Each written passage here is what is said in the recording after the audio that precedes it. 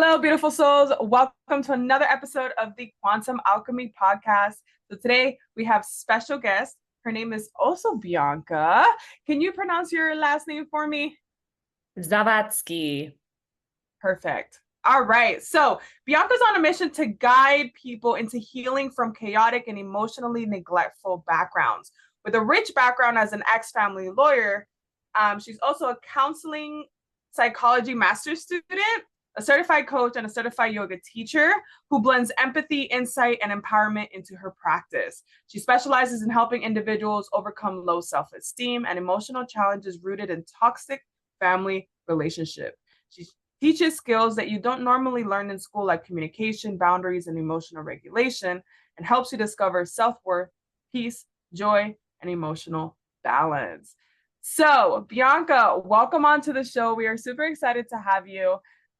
The reason why I had initially invited you on is specifically because you had invited me on to yours. And I'm like, Yeah. what a perfect way to reciprocate the energy and just giving you the platform and just allowing you to share your story with us, which I'm sure that a lot of my listeners are going to be able to relate to, especially with what you basically work with people on. And it's something that I can relate to myself. So, Bianca, with no further ado, please grace us with a little bit of the story of your journey. How did it all begin for you?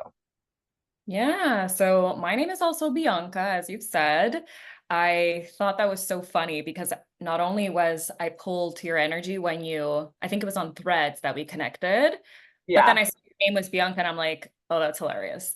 So on Instagram, I go by Binks Thinks. On most of my platforms, I go as Binks Thinks, which comes from a nickname that my cousins had given me. And it's just always had that nostalgic feel to it when I think of Binks. So what I do essentially is, as you've introduced me, I really help people who come from this like either abusive, toxic, traumatic kind of household and help them figure out how that trauma has manifested into adulthood and how to transcend that with them understanding that there's nothing wrong with them. It's just that there are layers of inner critic and layers of hurt to shed before they can really come into their authenticity and feel like their nervous system is regulated, feel like they can eventually regulate their emotions. And I think that that comes from a place where I was deeply wounded and felt crazy for most of my life, if I'm honest. And I'm not sure if anyone is familiar with the Big Five personality assessment, where there's like five Yes. options, and it's like neuroticism, openness, extroversion, agreeableness, and I forget what the last one is, but mine is neurotic. And that's not necessarily a bad thing. However, when it's covered in trauma and there's this narrative of guilt and shame within us subconsciously, even consciously, it can really just have a debilitating impact on the way that we see the world, the way that we see ourselves, the way that we relate to one another, what our ambitions and dreams are, right? And so I felt for a very, very long time that I was kind of like paralyzed with anxiety, paralyzed with existential dread, and not knowing where to turn. I was very, very blessed with my first therapist. She was so compassionate. She really helped me like untangle emotional knots and start to speak to myself more compassionately.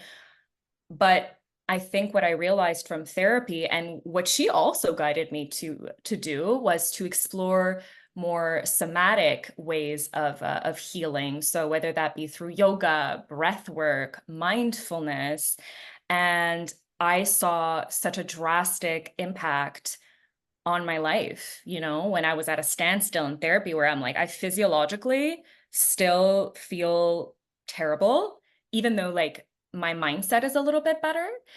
And not only physiologically did I feel that, I think that uh, physically I was also like tight in my body and I just felt like something was missing. I was also emotionally very like apathetic. And so I think mindfulness came into play with that apathy and with gratitude. And then for my physiological and physical components, yoga, breathwork, meditation, just revolutionized my world. And so then I got into yoga. I did my yoga teacher training. I did coaching certificates, but I also invested in multiple coaches who changed my way of thinking and my perspective and my worldview. So I think that the work that I do today is deeply rooted in the fact that I wish I had had someone to tell me, like, you're not crazy. You're just not seeing the full picture, and you're just missing some pieces of the puzzle. It's going to be okay. So I think that's where I developed a passion for like diving deep into my own inner world and helping people dive deep into theirs, if that makes sense. I think that's a very large summary of of a little bit about my work and why I started this journey to begin with. Yeah, no, it sounds beautiful. Thank you for sharing that. One thing about being on my podcast is that I do encourage vulnerability, and the reason being is because only through being vulnerable can we relate. Yeah. And in that sense, I guess my question next would be, what specifically about your childhood and growing up into your teenage years, because most of our wounding and trauma happen within that time frame, right? So what were some of the things that you, as like I said, as you feel comfortable sharing as to what kind of caused that paralyzing anxiety, what kind of caused that existential dread that you were dealing with? What were some of those traumas and wounding that you had to work through? Yeah. Without speaking negatively or harmfully about my parents, because I love them dearly both, I think that, my father grew up without a dad and with a large family, and my mom grew up with, I want to say, like, my grandmother had a very tough upbringing as well. And so the cycle has begun a long time before myself. We can talk about generational trauma eventually, but I know we talked a little bit about like ancestral healing in the live we did together, but really there was clearly a cycle of generational trauma. And so my mom is emotionally volatile, whereas my dad was more emotionally unavailable. And I think that that comes from a place of not having a regulated nervous system and not having had the chance to really have that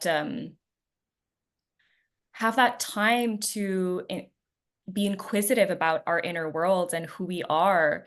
And so when you have an upbringing with an emotionally unavailable parent, and then one that's a little bit more emotionally immature, it sends messages to a child, right? And I'm not special. This is everyone. This is everyone who's ever had a message of, you're not good enough, you are crazy, you are like, I was already a hypersensitive child. I was very sensitive to noise. So I was a very specific, neurotic kind of kid. And that really gave me the impression, I internalized as a message, that I was not good. I was very bad. I couldn't handle my life. I wouldn't be able to get through life because I was too crazy. And I couldn't handle anything, like I would get overwhelmed and everything was too much. And so that really left some scars when it came to my self-esteem. I ended up being a very, very shy kid. Like, I would see my peers, like people from school, out and about, and I would hide because I was like just so nervous to see them, so anxious, so nervous of them seeing me. So I had like a fear of being seen. And at the same time, I wasn't getting that love and reassurance and tender like care that I needed from either of my parents, because one was emotionally unavailable and the other one was a little bit more volatile. So it was like, I can trust you in one moment and then I can't trust you in the other. So I'm just not going to trust you altogether. You know what I mean? So I think that goes to how I became so anxious and depressed, is because I had really internalized these messages, and it's not their fault. Like, you can't teach what you haven't been taught. They never received that love themselves. How could they possibly give it to me unless they had eventually gotten these emotionally corrective experiences, which they hadn't?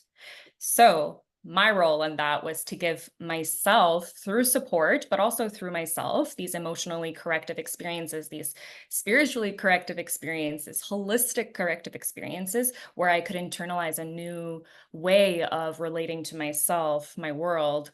And yeah, I think that's really the honest answer to your question. Beautiful, beautiful. For all of my listeners who have been following me for this long now, they're all gonna be like, are they the same person? Because honestly, it's for those who know my story, it's literally the exact same. I grew up in a Hispanic home, with the mother being the matriarch, and she was emotionally volatile, and my dad was more of the emotionally absent one, right? And a lot of what you said resonated so deeply because those were some of the core woundings. I could not trust the head figure who I was supposed to trust, because one minute it was one thing and then another, right? Yeah. I definitely could understand too with in regards to my low self-esteem, the lack of self-worth, and it was just a reflection back to how they were raised, right? And just going back into generational trauma, you know, these cycles continue because what happens is that within each generation, there is the opportunity to change it. However, when the soul gets stuck within that cycle, they get stuck and unconsciously continues to repeat the cycle. They then continue to bring it down generation to generation. So that is the reason why I keep saying why this generation that we are in right now, between like the late millennials and Gen Zers, are the ones that are meant to be the cycle breakers. We came to say, we're not doing this anymore. We're not going to continue this anymore. And that is, it's just so funny. As I'm listening to you tell your story, I'm like, and you're also Bianca. This is hilarious. Like, It there's really no is. coincidence ever, Yeah. right? Super, super funny. Okay, so let's move on. So what were three main things? So I know that you went to therapy, and Yeah. obviously outside of therapy, which helped tremendously. There were also other things that you had mentioned that you did to supplement that, to that it there were parts of that process that said, I need to go a little deeper. And what were three of those things that you did on a consistent basis that really catapulted you into removing layers upon layers at a much faster rate, I guess I would say?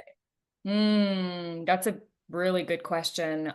And it's not necessarily the easiest to answer because there were so many different components. However, the ones that stand out to me until this day, sincerely, are yoga. Like when I say yoga, I mean just as much the philosophy of yoga as the movement and the postures, the asanas of yoga. And then breath work and meditation.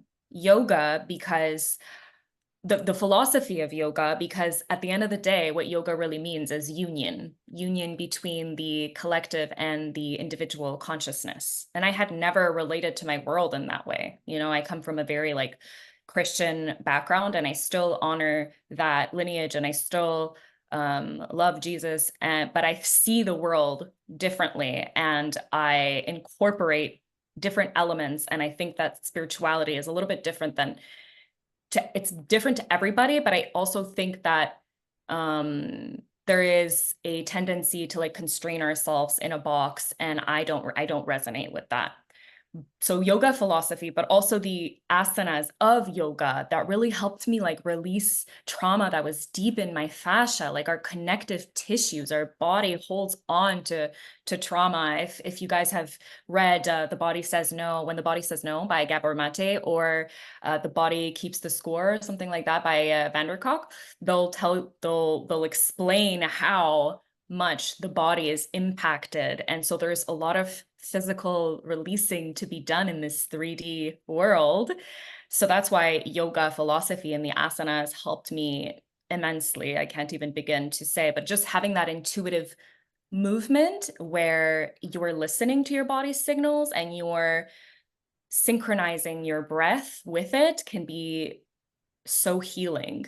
And the control of the breath work, so pranayama, where you're like really using that life force energy in the most powerful way. I had never even imagined how much that could heal my nervous system and give me a new sense of peace and fulfillment. Meditation, to be honest, till this day is probably one of the only thing that soothes that kind of existential dread that I'm friends with today. Like, although it creeps up on me, I have a more compassionate relationship with it, and I am able to be at peace with it when I am in meditation and in that space like nothing else. Therapy has been amazing for me, but I think at some point you'll plateau if you don't go into the other dimensions of yourself, if that makes sense. It's beautifully said. Thank you for saying that. It's a beautiful, yeah. Like I said, I can relate to that a lot. I feel as though I want to ask this question, and I already know the answer, but I would like to hear it from your perspective. Because the moment that we as human beings make the decision to go within and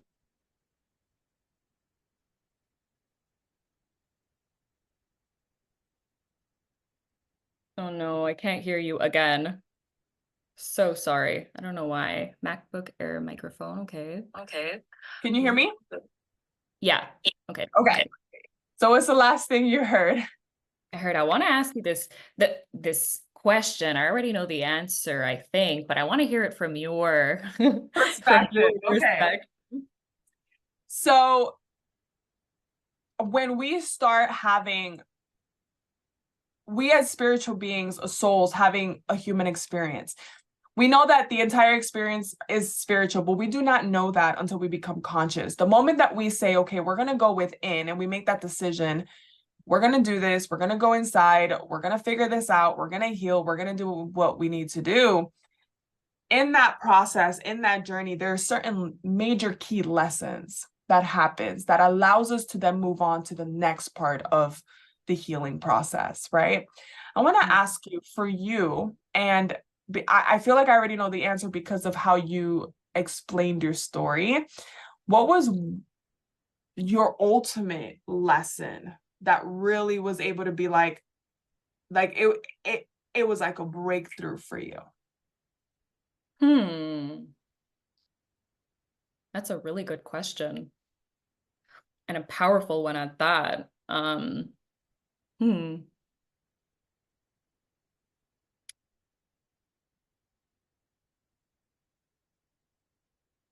I think throughout my journey, the biggest lesson has been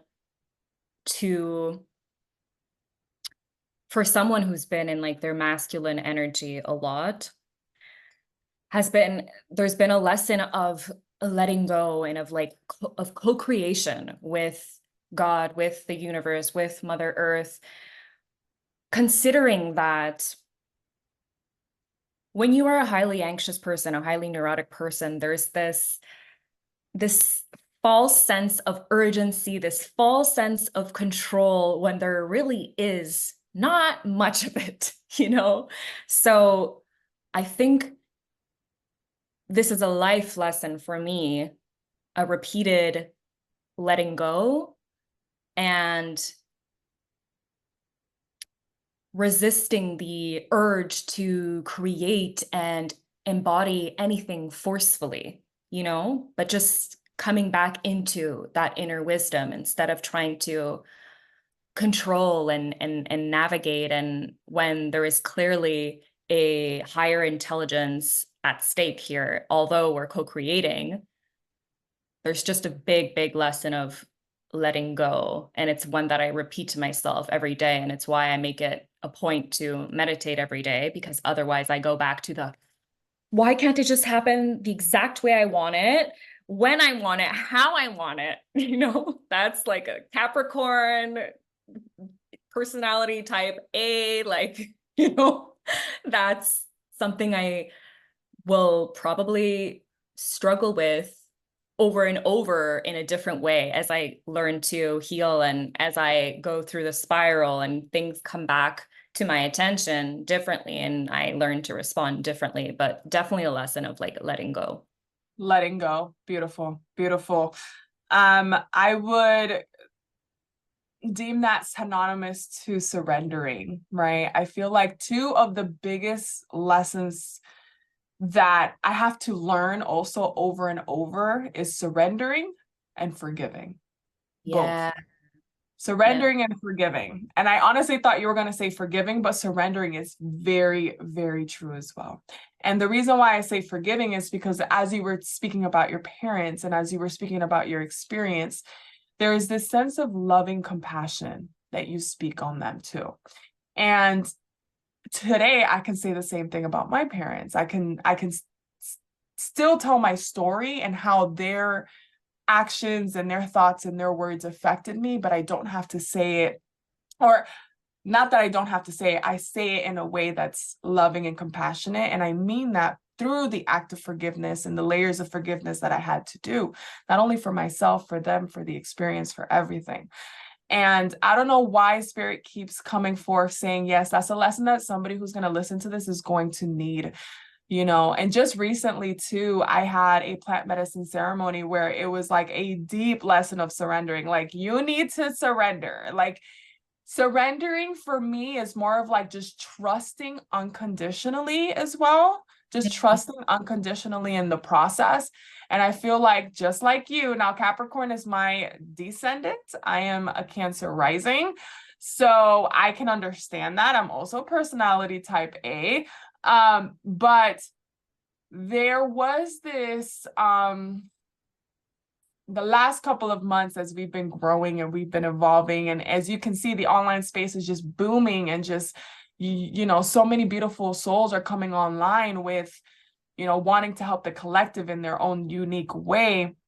There is still that sense sometimes within that collective community where we want to rise to like we want to rise to the plate. We want to be we want things to go a certain type of way because we want to impact people. We want to do what we are meant to do.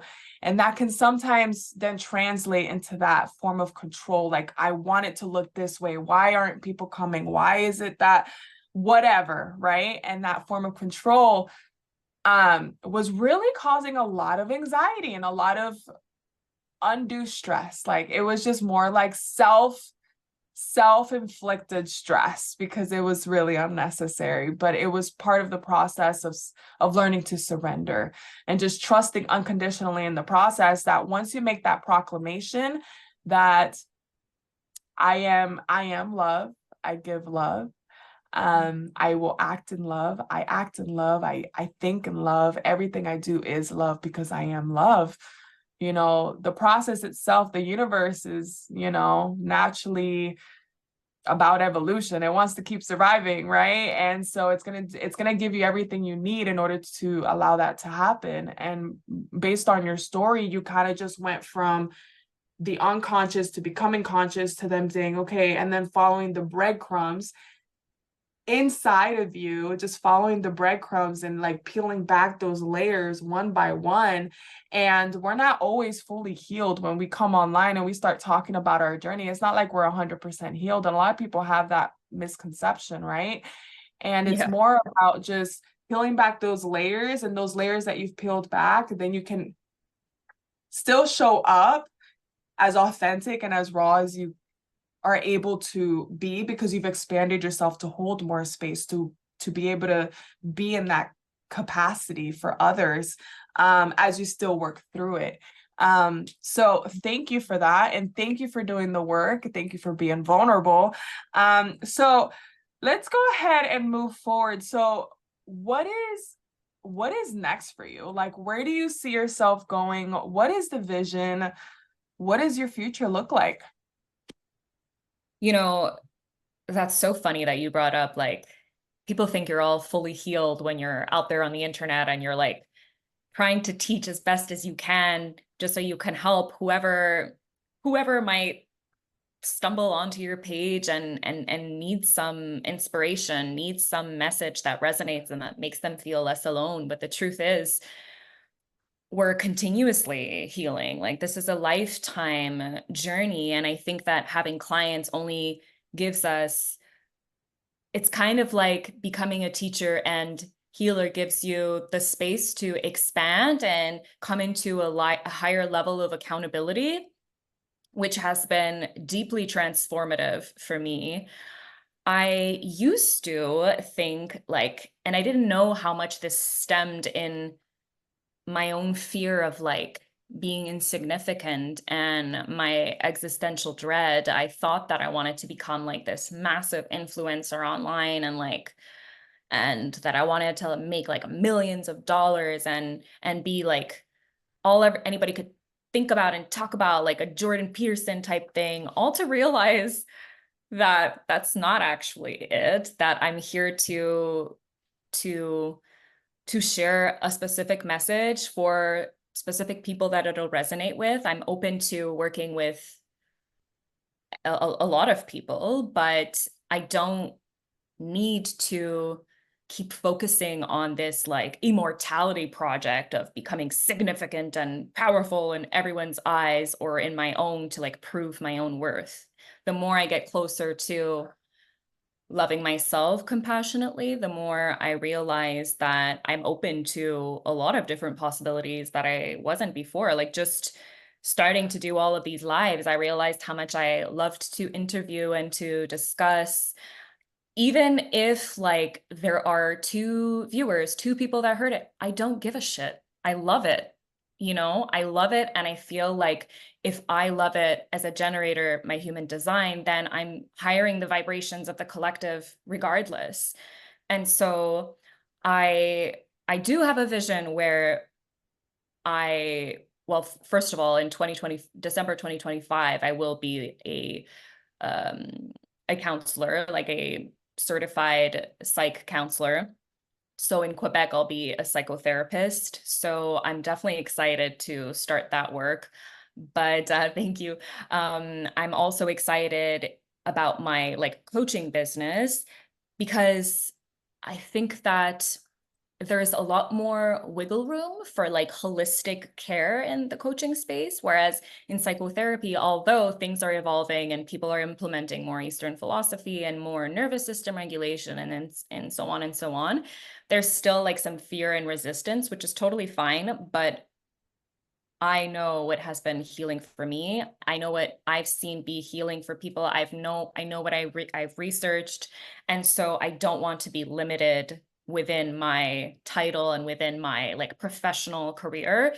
So I'm planning on like having a psychotherapy business, but also having a coaching business, eventually wanting to have my own podcast, but really wanting to work with people holistically to regulate their nervous system, to reparent themselves, and rebuild from the inside out what has been harmed and what has been, I don't want to say taken away from them, but I just want them to remember like who they actually are behind those layers of hurt. Not that there's anything inherently wrong with them, just that there are things that don't belong to them. And so that has just working with my foundation clients. So like the people who helped me, who trusted me to start this business with them, like my initial clients, I've just fallen in love with the process of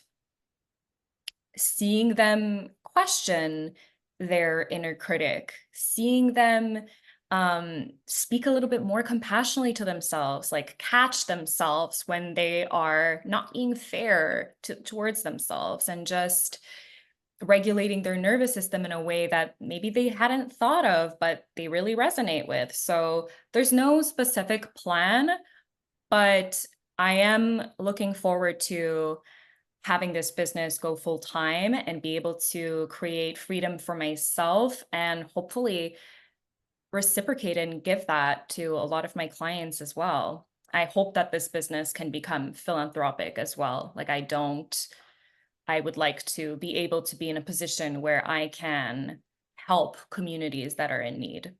Yeah, I think that's my vision for now. Thanks for Beautiful. asking. Yeah. Yeah, absolutely. Now that you've proclaimed it, the universe has it and it's setting up the blueprint for you. Good job. Amazing. You're such a beautiful soul. I love you so much already. I really enjoyed this conversation. So I'm going to go ahead and ask you a couple of questions that I ask all of my guests just for fun. So if you could go back and speak to 7-year-old Bianca, what would you say to her today? Hmm.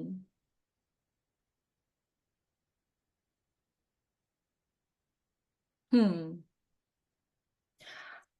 I would tell her to keep being curious, to um I would encourage her to keep being curious, to keep being open, and that everything she needs is within her. And that if she knew the answers to all of her questions, then everything would be so finite. And that wouldn't satisfy my curious mind either way. So it would still be a message of surrender to little 7-year-old Bianca, who is like, what the fuck's going on over here? I love it. I love it. That's such a beautiful message. Okay. What does love mean to you? Hmm. These are good questions. I love that. I think really what love is freedom. You know, when we think of love, we think of often our Hollywoodized perception of love is like this forever and like me and you and like attachment. And that's not love. Like love is freedom. Love is whether you're in relationship with an animal, a person, a partner, it's like letting people and things and life unfold as it is without the even if the urge comes to resist the urge of like controlling and imposing what you feel is right and is best onto life, animal, partner, friend, whatever it be. To me, life is really a sense of freedom and of letting unfold as is. Beautiful. Beautiful. All right. Do you have any final words for our listeners? Hmm. I think my final words for the listeners would be to be gentle with themselves. You know, we have a society that is punitive and that doesn't necessarily understand what accountability is. You can keep yourself accountable with compassion. So be gentle with yourselves. Take a moment to pause so that you can respond rather than react and let things unfold without holding too tightly. Beautiful. Where can my listeners find you, reach you, work with you? Where can they do that? Yeah, they can find me on Instagram at Binks Things or on TikTok as well at Binks Things, or they can send me an email at binksthinks@hotmail.com. Yes, that is my email. binksthinks@hotmail.com. But really, I am the easiest to reach probably on Instagram. Beautiful, beautiful. It's okay. I have a Hotmail too. This is how we know we're definitely like almost the same person. So with that being said, Bianca, thank you so much for coming on. I definitely enjoyed this conversation, and I know that my listeners enjoyed this conversation just as much as we did. For all of my listeners, I'm going to go ahead and put that information in the show notes so you have an easy clickable link so you guys can reach out and connect with her. Other than that, Bianca, thank you so much. And until next time, we'll probably have you back for a more fun conversation. And we'll see what comes up. Yeah, for sure. I love collaborating with you. I love you as a person. You're wonderful, lovely, lovely, lovely. It's always nice to see your face and share an energetic space with you. So always up for another collab. Thank you for for listening, everyone. And I will see you soon. Awesome. Thank you.